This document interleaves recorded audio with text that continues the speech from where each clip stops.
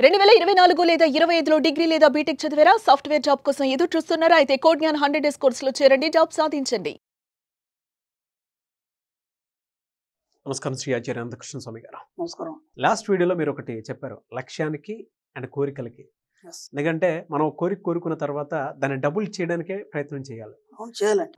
ఖచ్చితంగా మనీకి సంబంధించిన విషయం వచ్చేటప్పుడు సో మనకు ఆ సబ్జెక్ట్ అలానే కనిపించాలి తప్ప ఇంకా వేరే ఆలోచనలు ఎప్పుడు వ్యాపకం ఎప్పుడు ఉండకూడదు. ఇంకా పెంచుతూ పోవాలి. ఎంత పెంచుతూ పోతే అంత వస్తుంది, అంత పొందగలరు మీరు. అవును, మీరు ఎన్ని కోరికలు పెంచుకుంటే దాన్ని డబుల్ చేయాలి, ట్రిపుల్ చేయాలనే దాని మీదే అవగాహన పెరిగేలా చెప్పారు. అవును, మనీ మంత్ర వీడియోలో ఏం చెప్తున్నారు? అక్కడ మనం ఒక ఆలోచన కలిగి ఉండాలి ఎప్పుడు కూడా. ఫస్ట్ ఆఫ్ ఆల్ ఏంటంటే, నేను డబ్బు, సంపద, ఐశ్వర్యంతో సంపూర్ణంగా కలిగి ఉన్నాను. నేను గొప్ప ధనవంతును. ప్రపంచంలో ధనవంతుల లిస్టులో నన్ను చేర్చినందుకు ఆ విశ్వానికి కృతజ్ఞతలు. ఈ మాట చెప్పాలి. అంటే మీరు కూడా గొప్ప గొప్ప ధనవంతుల లిస్టులో ఉన్నారనే ఒక ఫీలింగ్ మీ యొక్క మనసుకి కలుగ చేయాలి ఫస్ట్. అప్పటి వరకు మీరు ధనవంతులు కావాలంటే కాలేరండి. మీరు ఎన్ని ప్రయత్నాలు చేసినా మీరు ధనవంతులు కాలేరు. ఎందుకంటే మిమ్మల్ని మీరు డిసైడ్ చేసుకోవాలి ఫస్ట్. మీ యొక్క యాటిట్యూడ్ని కానీ మీ యొక్క మనసు ద్వారా మీ యొక్క ప్రతి చర్యను మీరు డిసైడ్ చేసుకోవాలి.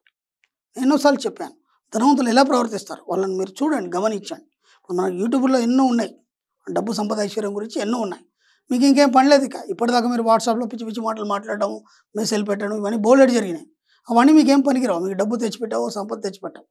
ఇక నుంచి మీరు ఏం చేస్తారంటే, వాట్సాప్లో కూడా ఇతరులకు చెప్పేప్పుడు కానీ లేదంటే కొన్ని విషయాలు చూసేప్పుడు కూడా అవి డబ్బు, సంపదకి సంబంధించినవి మాత్రమే చూడండి.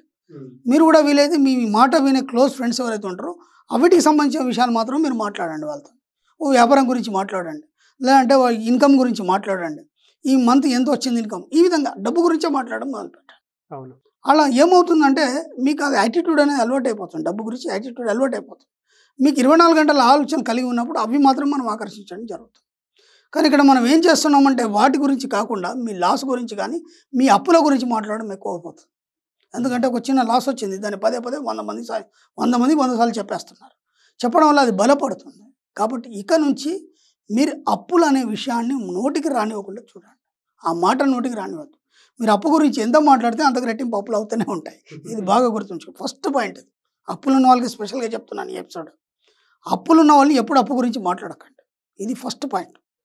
ఇప్పుడు ఏం చేస్తారంటే, ఎంత డబ్బునైనా నేను హ్యాండిల్ చేయగలను, ఓకే, ఎలాంటి డబ్బులైనా సరే ఈ సమయంలోపు నేను చెల్లించినందుకు విశ్వానికి కృతజ్ఞతలు, ఈ మాట చెప్పండి. అప్పుడు ఏమవుతుందంటే మీకు ఆ పరిస్థితి అనుకూలమై ఆ సమయం లోపల అక్కడి నుంచి డబ్బు రావడం మొదలవుతుంది. ఇక మీరు అప్పుల గురించి ఆలోచించలేరు. ఎందుకంటే తీసుకున్న డబ్బులు కానీ ఇచ్చే డబ్బులు కానీ ఏవైతే ఉన్నాయో సమయం లోపు నేను చెల్లించినందుకు ఆ విషయానికి కృతజ్ఞత, ఈ మాట చెప్పారా. ఇక మీరు దాని గురించి ఆలోచించే అవసరం సమయానికి ఎలాగో వస్తుంది. దాని ముందు నమ్మండి. ఎలా నమ్మాలి? నేను ఒక గొప్ప ధనవంతుని, ఎస్, నా దగ్గర నేను ఖర్చు పెట్టుకోవడానికి పుష్కలంగా డబ్బు ఉంది. ఈ మాటల్ని పదే చెప్తే వాటిని ధృవీకరించండి. ధృవీకరించడం అంటే ఒక శిలాశాసనం అన్నమాట. అది మీ మనసులో ధృవీకరించాలి. ఎప్పుడైతే ధృవీకరిస్తారో అది నిజమని నమ్ముతుంది మీ సబ్కాన్షియస్ మైండ్. ఫస్ట్ మీకు ఎన్నిసార్లు ప్రయత్నం చేసినా అది కాదు, ఇది ఎలా అవుతుందనే చెప్తుంది మీకు. మీరు ఎన్నిసార్లు చెప్పినా అదే ఊదర కొడుతుంది. అది ఎలా అవుతుంది, అవుతుంది, అయి తీరుతుంది. నేను ఖచ్చితంగా ఈ అప్పులన్నీ కట్టి నేను ఫైనాన్షియల్ ఫ్రీడమ్ పొందుతానని ఒక గట్టి నమ్మకాన్ని కలిగి ఉండాలి. అప్పటిదాకా మీ అప్పులు తీరవండి. ఇది బాగా చెప్తాను, మరీ చెప్తాను. అప్పుల గురించి మీరు ఎప్పుడు మాట్లాడద్దు. మీకు 5 లక్షల అప్పులు ఉంటే 10 లక్షల గురించి అఫర్మేషన్ చేయండి. 5 లక్షలు పోతే 5 లక్షలు మీ దగ్గరే ఉంటాయి కదా. అప్పుడు మీకు ఇంకా అయ్యే ఆలోచన ఉండదు. 24 గంటలు మీరు అప్పుల గురించి మాట్లాడడం అనేది పూర్తిగా మానేస్తాడు. ఎవరికి చెప్పకండి నాకు ఇంత అప్పు ఉంది, లేకపోతే నీ బిజినెస్ లాస్ అయిపోయాను, దానివల్ల నాకు ఇంత అయింది. ఇప్పుడు కరోనా టైంలో కూడా చాలామంది చెప్తున్నారు, నేను ఈ కరోనా టైం వల్ల నా బిజినెస్ మొత్తం పోయింది, మళ్ళీ అప్పులైనాయి. అది కాదు. కరోనా టైంలో కూడా ఎంతోమంది మా స్టూడెంట్స్ హ్యాపీగా బతికేస్తారు. మన లాస్ట్ టైం క్లాస్కి వచ్చారు, కరోనా టైంలోనే 3-4 కోట్లు సంపాదించాడు ఆయన. అదే చెప్తున్నాను, ఎస్. ఎందుకంటే ఆయన అప్పుల గురించి ఆలోచించలేదు, కేవలం డబ్బు రాబడి గురించి మాత్రం అంటే మనం మెయిన్ ఏం చేయాలంటే ఇన్కమ్ గురించి మాత్రమే ఆలోచన ఉండాలి తప్ప ఈ అప్పుల గురించి, డెబిట్స్ గురించి మాత్రం మనం ఎప్పుడు మాట్లాడదు. ఆ మాట్లాడితే ఏమవుతుందంటే మీరు మళ్ళీ అప్పుల పాలైపోతారు. ఇది బాగా గుర్తుంచుకోండి. ఓకే, ఇంకేం చేస్తారంటే మీరు ఎవరైతే అప్పు ఇచ్చేది ఉందో వాళ్ళందరి ముందు మీరు ఆశీర్వదించండి. అంటే వాళ్ళని ప్రేమగా మీరు భావించండి. అప్పు తీసుకున్నప్పుడు మీరు ఎంత ఆనందంగా తీసుకున్నారో ఇచ్చేప్పుడు కూడా అంత ఆనందంగా ఇస్తున్నట్టు మీరు ఫీల్ కావాలి. మీరు చేతిలో డబ్బు పట్టుకున్నారు, ఆయనకి ఇస్తున్నారు, ఆయన హ్యాపీగా తీసుకుంటున్నారు. ఆ పిక్చర్ మీకు కనిపించాలి. ఆ పిక్చర్ కనిపించినంత మటుకు ఏమవుతుందంటే మీకు ఇద్దరు గొడవలు అవుతాయి, మీరు అప్పు కట్టలేరు, వాడు పిక్కు తింటాడు. ఇదే జరుగుతుంది. అది ఇంకా ఎన్ని సంవత్సరాలైనా అలాగే జరుగుతుంది. కాబట్టి ముఖ్యంగా ఏం చేస్తారంటే మీరు అప్పు తీర్చేసినట్టు, తీసుకున్నప్పుడు ఎంత హ్యాపీగా నవ్వుకుంటూ తీసుకున్నారు, ఆ ఇచ్చేప్పుడు కూడా అంత హ్యాపీగా అతనికి ఇస్తున్నట్టు ఆ పిక్చర్ మీకు కనిపించాలి. ఇది ఎప్పుడు మీరు ఊహిస్తారంటే కరెక్ట్ నిద్రలోకి జారే ముందు ఊహించండి. నిద్రలోకి జారే ముందు పెద్ద పెద్ద కోరికలు కానీ అంటే మనం ఏ కోరిక అయినా సరే నిద్రలోకి జారే ముందు మాత్రం ఊహించాలి. తిన్నాము, పడుకున్నాం, అన్నీ అయిపోయినాయి, ఇక కరెక్ట్ నిద్ర వస్తుంది మనకి. ఆ నిద్ర వచ్చే ముందు మీరు చెప్పండి, ఈ డబ్బును నేను అతనికి తిరిగి చెల్లించినందుకు విశ్వానికి కృతజ్ఞతలు. అప్పుడు ఏమవుతుందంటే మీ సబ్ కాన్షియస్ మైండ్ తీసుకుంటుంది. పడుకున్న తర్వాత దానికి ఏం పని ఉండదు. కాబట్టి మీరు ఏదైతే చెప్తారో దాన్ని తీసుకొని అది నిజం చేస్తుంది. అందుకే వారెన్ బఫెట్ ఏమంటాడంటే నిద్రలో కూడా సంపాదించండి. నిద్రపోయాక ఎట్లా సంపాదిస్తామంటే ఆ సంపాదనకు సంబంధించిన ఊహల్ని ఆ నిద్రలో పెట్టేయండి. అప్పుడు ఏమవుతుంది, ఆ సబ్ కాన్షియస్ మైండ్ అది తీసుకొని మీరు ఏవేవైతే అనుకున్నారో అవన్నీ మీకు రిలీజ్ చేస్తుంది అనమాట. అందుకే నిద్రలో కూడా సంపాదించమన్నాడు ఆయన. దాని మీనింగ్ అది. కాబట్టి మీకు 24 గంటలు అదే ఆలోచనతో పాటు కరెక్ట్ నిద్రలోకి జారే ముందు మీకు ఏమేం కావాలో అన్నీ కోరుకోండి. కరెక్ట్ నిద్రలోకి జారే ముందు ఒక వస్తువు వచ్చింది, ఆ వస్తువుతో మీరు ఎంత ఆనందంగా ఉండగలరు, దాన్ని ఎలా మీరు హ్యాపీనెస్ మీరు అందరితో పంచుకుంటారు, అవన్నీ ఊహిస్తూ పండుకోండి. ఖచ్చితంగా ఆ వస్తువు మీ దగ్గరకు వస్తుంది. రీసెంట్లో ఒక లేడీ నా దగ్గరకు వచ్చింది, కామన్ లేడీ, పాపం పెద్ద ఎడ్యుకేటెడ్ కాదు. ఆమె గమ్మత్ ఏంటంటే ఆమె మాట ఎవరు విన్నారు ఇంట్లో, ఆమె మాట ఇంట్లో ఎవరు విన్నారంటే ఇప్పుడు ఎట్లా ఉంటుంది, అమ్మ అంటే ఏదో పిల్లలు కొంచెం సరదాగా ఆడుకుంటారు అమ్మతో, భర్త కూడా నీకేం తెలుసు అంటాడు అనమాట. అవి కామన్గా జరుగుతుంటాయి ఇంట్లో. ఆమె నా క్లాస్కి వచ్చిందండి, తర్వాత 2 క్లాసులు వచ్చింది, తర్వాత స్పెషల్ క్లాస్ కూడా వచ్చింది. అంత అమాయకంగా ఉంటుంది, చాలా ఇన్నోసెంట్, చిన్న పిల్లలాగా అనిపిస్తుంది, ఒక అమాయకమైనటువంటి పాపలాగా అనిపిస్తుంది ఆమె నా దగ్గరకు వస్తే. అప్పుడప్పుడు వచ్చి కలుస్తుంది. ఆమె చెప్తుంది, మాకు పార్ట్నర్షిప్లో బిజినెస్ ఉందండి, నా కోరిక ఏంటంటే మేమే సొంత బిజినెస్ చేసుకోవాలి.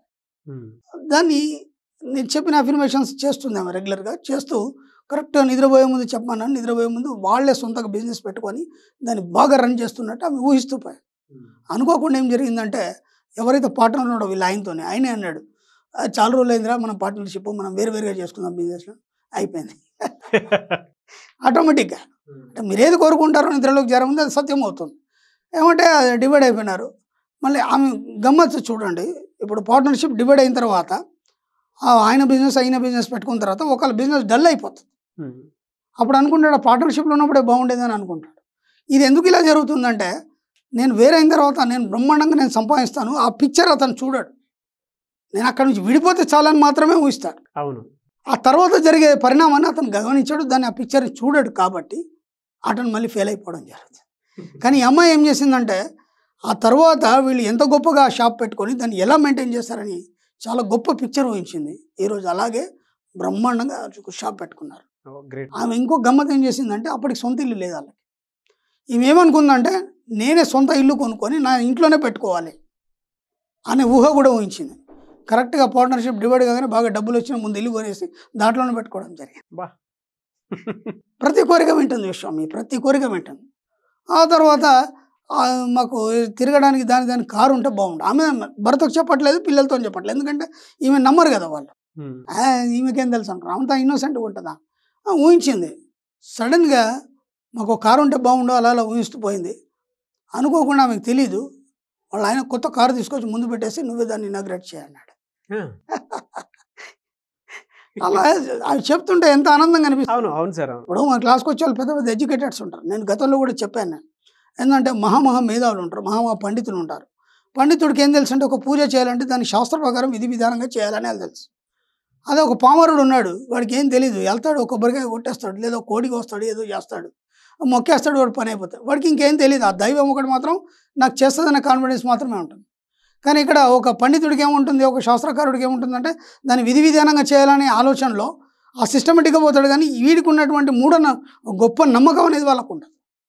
అక్కడ అంత గొప్ప పండితుడుగా ఫెయిల్ అయిపోతాడు, ఏమి తెలియని అమ్మాయి కూడా పాస్ అయిపోతాడు. భక్త కన్నప్ప భక్తి అంటారు దాన్ని. ఏమీ తెలియదు. ఈ అమ్మాయి అలాగే చేస్తుంది, ఆమెకి ఏం తెలియదు, జస్ట్ నేను చెప్పింది మాత్రమే చేస్తుంది. ఆటోమేటిక్గా కోరుకునేవన్నీ సాధించింది. ఈరోజు చాలా హ్యాపీగా ఉంది.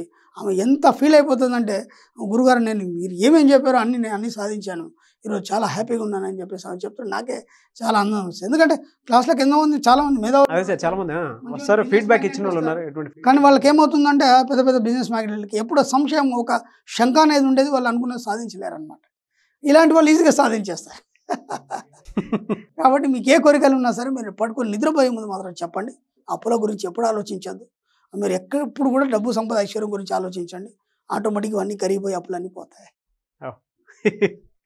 చాలా బాగా చెప్పారు సార్. నిజంగా ఆ విజువల్ అనేది చాలా పర్ఫెక్ట్గా ఉండాలి. విజువలైజేషన్ ఎంత చేస్తే ఆ పర్ఫెక్ట్నెస్ అంత బాగుంటుంది. అవన్నీ ఖచ్చితంగా నిజమవుతాయి. Thank you so much Shri Acharya Anantakrishna Swamy గారు. Thank you.